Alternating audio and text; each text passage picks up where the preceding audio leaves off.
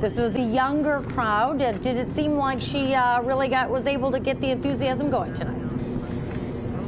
Yeah, it really seemed like it from the folks we talked to after the vice president's remarks. It was really interesting, too, because the vice president asked for a show of hands how many people voted already with early voting. And I'd say 3/4 of the hands went up, people saying they already voted. So this also became about, in the words of the Vice President Harris, making sure that those who already voted keep the message going to those who haven't voted yet. A day-long journey across Michigan ending in Ann Arbor for Vice President Kamala Harris and her running mate Governor Tim Walz working to lock in support from young voters in the shadow of the University of Michigan. So Ann Arbor, I have a question for you.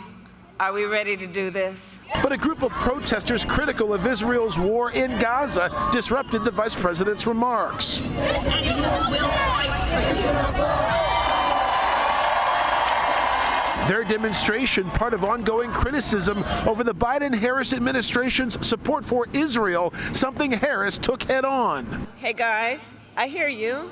On the subject of Gaza, we all want this war to end as soon as possible and get the hostages out, and I will do everything in my power to make it so. Harris went down her list of grievances she has with former President Donald Trump and the policies that she says sets them apart, with just 8 days to go until Election Day and a tied race in battleground Michigan.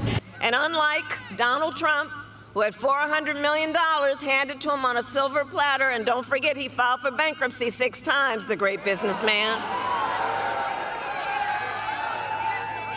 Unlike him, I grew up in a middle-class neighborhood. Her closing argument, vote, vote, vote. Over these next 8 days, yes, we will win, yes, we must win, but let's also approach these 8 days knowing our power to build community, knowing our power to build coalitions. College-aged voters we talked with say Harris's campaign stop in Wolverine country has only electrified the campus. A lot of people say our generation's apathetic, but I think we're the opposite of that, and I think we're going to prove that with our turnout in this election. I thought it was really empowering. This is my first kind of rally, so I thought it was really nice to see. And just as former President Donald Trump delivered his closing argument at Madison Square Garden during a massive speech last night, Vice President Harris, for her part, will deliver her closing on the National Mall in Washington, D.C. tomorrow. We're live in Ann Arbor tonight. Dave Kinchin, Fox 2 News. Well, really, the young vote, the younger people who can head to the polls, maybe the first time, they are really going to be key to this election as well, because every vote does count. When you spoke to some of these students or these younger people, did you feel like that they were really passionate about heading to the polls? Well, you know, I think that the excitement has been there as they've watched this race. You know, we talked to students who said that, you know, they've already been organizing. There's been a ground game on campus here at U of M, but even more so in the last few days, many student organizers said they got even more students involved. So it seems like there's definitely an increase. If people weren't involved, then there's students getting involved right now.